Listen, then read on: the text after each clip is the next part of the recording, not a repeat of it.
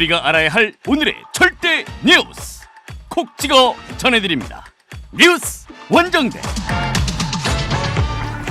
오늘의 뉴스를 더 깊게, 더 재밌게 전달해드리는 뉴스 원정대 시작합니다. 오늘도 두 분 나오셨어요. 헬마우스 임경빈 작가 그리고 오창석 평론가와 함께합니다. 어서 오세요. 네, 안녕하세요. 네. 여러분의 의견도 항상 기다리고 있습니다. 지금 TBS 유튜브 채널에서 보이는 라디오로 함께 하실 수 있습니다. 보이는 라디오로 지금 얼른 들어와 주시고요. 또 무료로 이용할 수 있는 TBS 앱이나 짧은 문자 50원, 긴 문자 100원이 드는 샵 0951번으로 의견 많이 보내주세요. 샵 0951번입니다. 네, 오늘 어제에 이어서 이제 이틀에 걸쳐서 총리 후보자 인사청문회가 지금 진행 중이죠. 지금도. 네. 오늘 뭐 여러 가지 이슈가 있었습니다만 라임 사태 관련해서 후보자 딸 가족 뭐 연루된 것이 아니냐 여러 가지 쟁점이 있었습니다. 상황을 어제 오늘 상황 잠시 듣고 이야기를 나눠보도록 하겠습니다.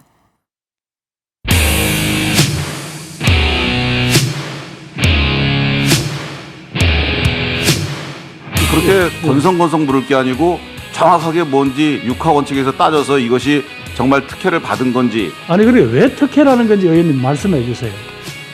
아니 그러니까 저하고는 왜 특혜인지를 그러면 표를 한번 화면을 봐주세요. 예, 말씀하세요. 예. 일단 이 펀드가 엄청난 특혜라는 것만 알려드리고 후보자와의 관계는 다음에 진입에 이야기하겠습니다. 네, 추가 질의 때 계속해 주시기 그런데 저도 답변할 시간을 주셔야죠. 오늘 그러니까 지금까지 의혹만 제기해놓고 저는 그냥 가만히 있어야 됩니까?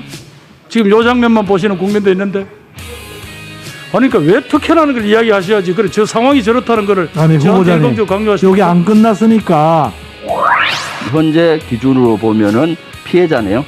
현재로서는 이제 그 같은 라임 펀드 가입자들하고 똑같은 피해자죠. 그렇죠. 의원님 앞으로 제가 지금 비웃음 받으려고 있는 거 아닙니다. 후보자님 아무리 진정하세요. 후보자인데 이게 뭡니까? 아무리 네, 지금 김부겸 총리 후보자 인사청문회 지금 들으신 음성은 어제 나왔던 이제 음성인데요. 공방 중에 김부겸 후보자가 버럭하는 그런 장면도 있었고요. 좀 억울했던 상황 같아요. 기본적으로 화가 난 이유 뭔지 좀 설명해 주시죠. 이게 이제 사실 네. 기본적으로는 김부겸 전 장관 같은 게 굉장히 이제 신사로 알려져 있는데 네.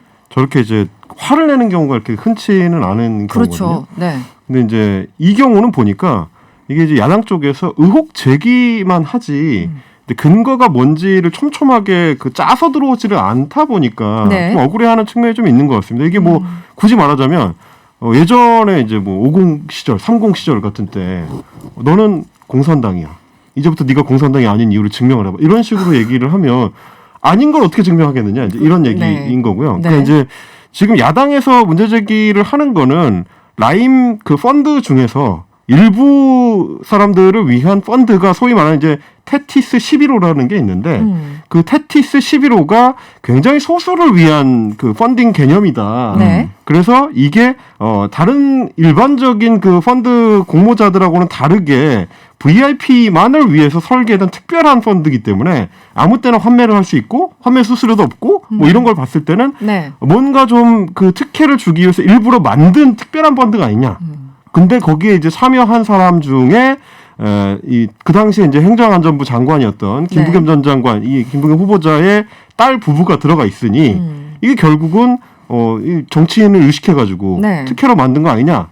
그러면서 문제 제기를 하는데 문제는 그러면 어떤 식으로 김부겸 후보자가 거기에 연루가 돼 있느냐. 네. 그 의혹까지를 제기할 수 있어야 뭐 답변이 맞다 아니다가 나올 수가 있는 거거든요. 쭉 나열하고 마치 무슨 뭐 관계가 있는 것처럼 얘기를 하는데 그렇죠. 근데 정확하게 어디가 연루됐다는 거냐 이제 항변을 한 거잖아요. 그렇죠. 김부겸 뭐 예를 후보자는. 들면 뭐 김부겸 전 장관이 그 당시 장관 시절에 뭐 네. 라임펀드의 특별한 관계자하고 뭐 만났다든지 뭐 전화 통화를 했다든지. 전화 통화를 했다든지 네. 뭐 누굴 통해서 뭘 했다든지 이런 어떤 정황들이 제시가 돼야 아니다 맞다를 대답을 할 수가 있는데 당신 딸이 거기에 이름이 걸려 있으니 네가 당신이 어떤 특혜를 여기에 이제 제공한 거 아니냐 이렇게 나와버리면 답변하기 자체가 어려운 거죠 이제. 지금 이제 또 김부겸 후보자 같은 경우는 딸보다는 사위가 한 거고 딸은 네. 그냥 이름을 이제 같이 올렸을 뿐이다. 약간 이런 그러니까 한마디로 프레임이다라고 얘기를 하는 거죠. 상황이. 네, 일단 그 기본적으로 일단은 분가해서 따로 살고 있고요. 그 딸보다는 경제적 주체가 사위다 보니까 네. 사위가 이제 재무 담당을 해서 어떻게 지출을 하고 어디에 투자를 하고 있는 전반적으로 관리를 한다고 합니다. 네. 그렇기 때문에 이 부분에 대해서는 딸의 초점이 맞추는 것이 아니라 사위에 초점을 맞춰야 되는 것이고 딸의 초점을 맞춘다 하더라도 나와 무슨 연관이 있어야 하는 것이냐. 그러니까 말씀하셨던 대로 예를 들어서 이종필 부사장이 특별한 테티스 11호라는 펀드를 만들었는데 이걸 김부겸 장관 후보자가 만들어달라고 한 요청으로 인해서 만들어진 것이다. 라고 했을 경우에 문제가 있는데 네네. 만들어달라고 한 요청의 자료가 전혀 없고 그러면 접촉한 부분이 있어야 되는 거고 또 반대로 끝낼 쯤에 이게 환매 중단해서 지금도 피해자로 남아 있습니다. 돈을 못 받았어요, 말하자면. 네. 피해자로 남아 있는데 네네. 예를 들어서 이게 이 상황이 아니라 피해를 볼 상황에 김부겸 장관의 딸의 가족인이 미리 연락을 줘서 투자 금액의 손실 없이 빠져나왔다라고 한다면 이건 또 특혜일 그렇죠. 수 있어요. 좀 의혹이 있죠. 근데 지금 현재 된다면. 그런 네. 거 없이 그대로 피해를 보고 있는 상황이기 때문에 그 들어갈 때도 나올 때도 나오지도 못하고 있는 상황이기 때문에 전형적인 라임 사태 피해자의 모습과 동일합니다. 그렇기 때문에 이걸 특별하게 볼 수는 없고 지금 뭐 김근식 당협위원장, 국민의힘 당협위원장이죠. 뭐라고 얘기했냐면 이종필 부사장이 직접 설계해서 소수의 배타적인 사람들만 구성해서 사모펀드에 가입을 했다는 것이다라고 하지만 이게 사모펀드의 본질입니다. 원래 그렇게 만드는 거죠. 원래 사모펀드가 사모펀드. 이제 그렇게 만드는 거죠. 네. 공모펀드는 누구나 들어갈 수 있는 건데 네. 사모펀드는 특정한 사람들에게만 배타적으로 만드는 것이고 소수의 사람들만 의견을 교환해서 만드는 것이기 때문에 이걸 특별하다고 볼 수는 없다라는 것이죠. 그래서 오늘 인사청문회에서 라인펀드 의혹에 대해서 그 서로 엇갈리는 그러니까 그 후보자 측을 옹호하는 혹은 또 반대에 있는 그런 증인들이 나와서 서로 다른 얘기를 하고 있었어요. 그렇습니다. 네. 지금 이제 장영준 전 대신증권 반포 WM 센터장 네. 그러니까 이제 이 라인펀드를 판매했던 주체 중에 한 군데죠. 대신증권. 네. 거기서 이제 센터장이 나와서 했던 얘기가 네. 야당 의원이 김 후보자 차녀의 가족이 이 환매를 해가지고 혹시 이득을 받느냐라고 물었더니 네. 전 센터장이죠. 장 전 센터장 같은 경우는 손실을 입고 있는 현재 손실 중인 피해자다 이런 얘기를 했고요. 네. 김 후보자의 가족도 환매 신청을 했는데 라임에서 유동성 문제로 이제 부족이 생겼기 때문에 지금 환매가 중단됐다라는 건 좀 전에 이제 오창석 평론가께서 짚어주셨습니다만 돈을 못 빼고 있다는 얘기거든요. 그러네요. 네. 그리고 그 돈은 아마 이제 날아갈 확률이 높은 지금 라임 상황은 자체가 그래요. 이미 네. 부실화가 돼가지고 이제 정리 절차로 넘어갔기 때문에 피해자가 너무 많잖아요. 라인. 그러니까요. 네. 피해 금액도 아마 꽤 될 겁니다. 그러니까 설명을 해주셨지만 이런 식의 그 사모펀드 운영이라는 게 원래 이제 돈을 좀 많이 집어넣을 수 있는 사람들을 대상으로 한 건데 그 돈을 좀 날리게 된 상태고 네. 반대로 야당 측의 참고인으로 출석한 김경률 경제민주주의 20일 공동대표 네. 이분은 이제 소위 지난해에 이제 이 조국 흑서에 쓰셨던 네. 참여자 중에 한 명이죠. 뭐라고 했느냐면 특혜와 피해는 다르다. 라인펀드 일반 가입자의 90%가 손해를 받고 네. 테티스 관련 펀드 가입자들은 20%만 손해를 봤다면 이것이 특혜가 아니냐라고 주장을 했습니다. 근데 이게 그러면 그 20%한테 가서 따지는 게 맞겠죠. 네. 네. 어쨌든 그 딸은 피해자인 거잖아요. 그렇죠. 네. 그럼에도 불구하고. 아까 이제 설명해 주신 것처럼 사실 전형적인 케이스가 뭐냐면 이런 금융 관련된 어떤 사고가 났을 때는 빠져나오는 게 핵심이거든요. 남들은 모르는 정보를 미리 알아가지고 네네. 다른 사람들이 뒤통수를 맞기 전에 미리 정보를 눈치채고 빠져나오는 거. 뭐 대표적으로는 2011년에 저축은행 사태가 터졌을 때 네네. 부산저축은행이나 이제 삼화저축은행 같은 데가 부도가 나기 직전에 검찰 고위직에 있었던 사람들은 이런 사람들은 미리 정보를 미리 듣고 네. 자기 돈을 다 무사히 환수를 했었던 그게 특혜인 거지. 네. 지금 다른 사람들하고 똑같이 그 펀드에 돈이 묶여서 날아가게 생겼다면 그건 그냥 단순한 피해자인 거죠.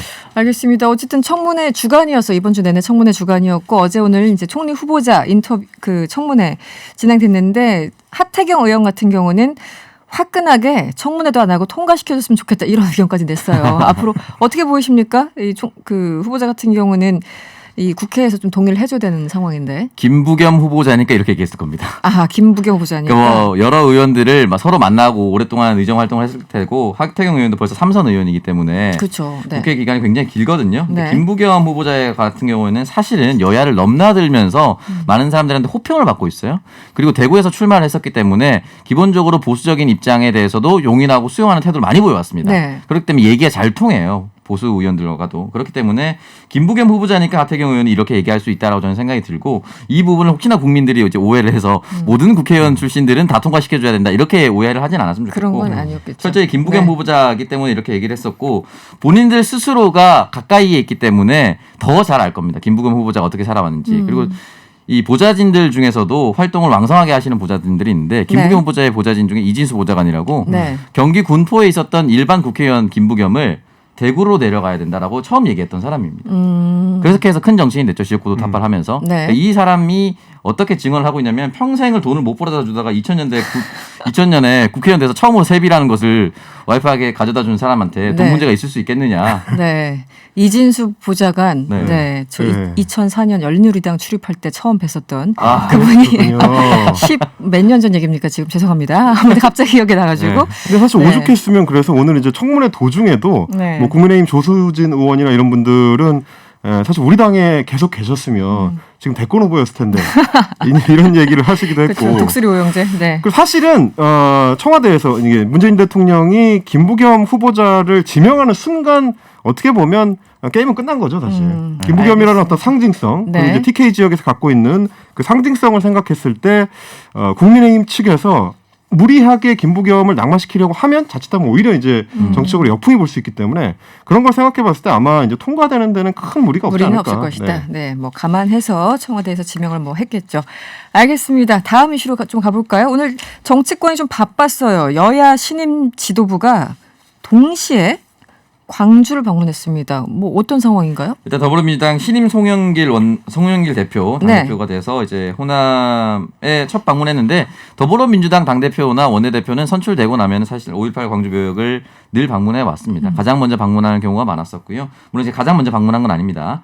송영길 대표는. 네. 그렇지만 어쨌든 방문을 했었고 국민의힘의 김기현 원내대표 현재 이제 권한대행 겸 원내대표를 하고 있죠. 당대표 권한대행을. 네. 또 이제 같이 묘역을 방문해서 5.18 민주화 운동은 모든 민주화 항쟁의 맥락에서 모두의 것이 되어야 하고 모두가 이어간다, 가야 한다라는 이야기를 초선들과 함께 네. 남겼습니다. 네. 근데 이제 사람들은 왜 동시에 오늘 무슨 날이야? 왜 광주가 방문했지? 이렇게 또 궁금해하신 분들이 있을 것 같아요. 네. 아마 이제 뭐 일정을 짜다 짜다 맞은 보니까. 건지는 모르겠는데 뭐 날짜가 이제 겹치는 것 자체는 그 아주 큰 의미가 있는 것 같지는 않지만 지금 네. 말씀하신 것처럼 두 당이 공히 광주 묘역을 찾아서 참배하고 그거에 의미를 부여했다는 게 굉장히 좀 상징적인 상황인 네. 것 같습니다. 원래 이제 보통 날짜를 좀 피해서 가는 경우도 있기 그렇죠. 때문에 네. 그래서 여쭤봤습니다. 그렇긴 하군요. 이제. 네, 네. 금요일이니까. 네. 금요일이니까 그렇긴 하죠. 주말 전에 이제 하고 싶었을 수도 있고요. 그러네요. 근데 사실 다만 일정이라는 게 네. 제가 주목을 했던 거는 네네. 국민의힘의 최근 행보인데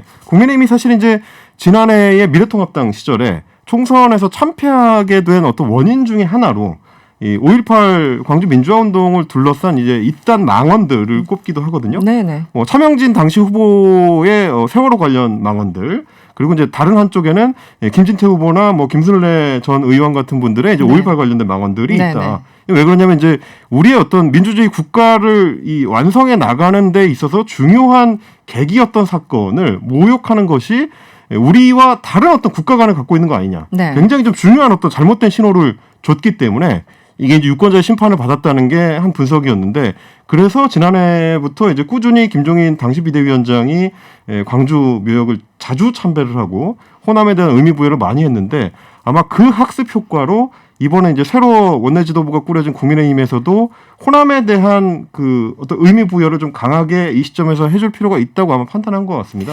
그런데 최근에 제가 인터뷰를 잘못 봤는지 모르겠는데 김종인 전 비대위원장이 인터뷰를 네. 워낙 많이 하시니까 그렇죠. 다 따라가기가 힘들 정도인데 그때 왜 5.1 어제 건지 그제 건지 헷갈리죠. 그러니까요. 이 무릎 사과 이제 그때 왜 광주 혼자 가셨냐 그랬더니 다른 의원들 잘 안 가려고 하길래 내가 그냥 대표로 갔다 했는데 뭔가 조금 기류가 바뀐 겁니까? 사실 이제 내부적으로? 초선 그룹들은 네. 꾸준히 이제 가야 된다는 얘기를 했었습니다. 국민의힘 초선 그룹에서. 초선 그룹 중에서 네. 중요한 건 이제 영남 중진들이 안 가려고 했었던 거죠. 근데 이제 영남 중진들까지 이제 움직이려고 하는 것이죠. 이제 지금 사실 이제 대선이기 때문에 그렇죠. 네. 여기저기서 표심을 긁어올 수 있다라고 생각을 하는 것이고 저는 이게 좀 진정성 있게 5.18 특별법도 통과시키고 망언하는 사람들 가차없이 이제 제명시키고 다시는 공천 주지 않겠다라고 못 박아야 된다. 당원 당규를 개정해서 여기까지 끝났으면 좋겠는데 어쨌든 저는 여러 가지 지표가 나오지만 고무적인 것이 국민의힘 측에서 아직 윤석열 전 총장이 국민의힘으로 가진 않았지만 윤석열 총장의 지지율이 이재명 지사나 이낙연 전 총리와 비슷하게 호남에서 지지율이 나옵니다. 네. 호남에서도. 여기에서 네. 호남에서 나오고 있기 때문에 그런 부분에 있어서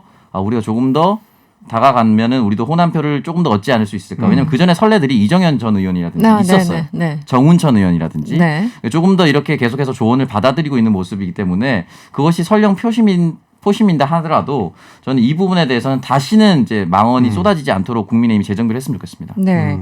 그런데 이제 뭐 초선 중진 의원들도 이제 지역에 따라 이 광주의 의미가 좀 다르기도 할 테고 그렇죠. 이제 적극성도 좀 다르긴 할 텐데 가는 건 일단 좋아요. 가서 이제 사과하고 이런 것들은 좋은데 지금 민주당의 일각에서는 과연 진정성이 있는 것인가, 뭐 그렇죠. 정치에서 진정성을 찾는다는 게 참 무의미할 수도 있지만 김원희 의원이 대표적으로 이런 얘기를 했네요. 광주행에 글을 남겼는데 환영하고 싶지만 솔직한 마음은 그렇지 못하다. 좀 이유를 설명해 주시면 어떻습니까? 자, 일단은 네. 지난해에 이제 광주 민주화 운동에 대한 역사 폄훼를 하는 사람들은 이제 처벌할 수 있는 특별법을 통과시킬 때 네. 적극적으로 참여하지 않았다는 거를 이제 중요한 이유로 꼽았고요. 네. 그리고 이제 그동안에 계속 지적돼 왔던 게 결국 이제 정당이 진정성을 보여주는 핵심적인 방법은 입법 활동을 어떻게 하느냐. 그렇죠. 그게 네. 중요할 텐데 5.18 특별법을 통과시킬 때도 상당히 굉장히 미적미적했었고 근데 표가 어떻게 나왔죠? 그 당시에 이제 표 분포를 보면 대부분 민주당 표였습니다. 찬성이 174, 네. 반대가 31명, 기권이 20명이었고. 네. 네. 재석이 225명이었기 때문에 네. 뭐 더불어민주당이 174명이라고 해서 다 찬성한 건 아닌 것 같고요. 네. 근데 그 부분에 있어서 대부분이 아니고 민주당 의원 중에 반대하는 사람은 없을 것 같고요. 없었습니다. 네. 반대 31명, 기권 20명 중에 이제 국민의힘 의원이 대다수였을 것이다라는 것이죠. 그런 얘기이고 네. 또 하나는 아마 이제 민주당에서 지적하는 것 중에 하나가 그러면 5.18 광주민주화 운동의 어떤 이념을 헌법 전문에 박아넣는 그러니까 우리 공화국의 어떤 기본 정통성에 집어넣는 거를 찬성하느냐. 네, 네. 이 부분을 아마 중요하게 앞으로는 봐야 될 것 같습니다. 이제 문재인 정부의 그 헌법 개정안에도 그게 들어가 있었는데 네. 과연 국민의힘이 그걸 받아들일 수 있느냐 이게 굉장히 중요한 지표가 되지 않을까 네. 그렇게 생각을 좀 해봅니다. 알겠습니다. 지금 뭐 가더라도 이 5.18 왜곡 처벌법에 대해서 이렇게 반대하고 기껏했던 사람들 가는 것이 과연 정말 광주 사람들 마음을 그렇죠. 혹은 호남 사람들의 마음을 얻을 것인가 이건 또 다른 차원인 것 같긴 합니다. 이 숫자로 기록되는 거기 때문에. 네. 네, 알겠습니다. 오늘은 원정대를 여기서 좀 마무리를 해야 되겠습니다. 지금까지 오창석 평론가 그리고 임경빈 작가와 함께했습니다. 오늘 고맙습니다. 감사합니다.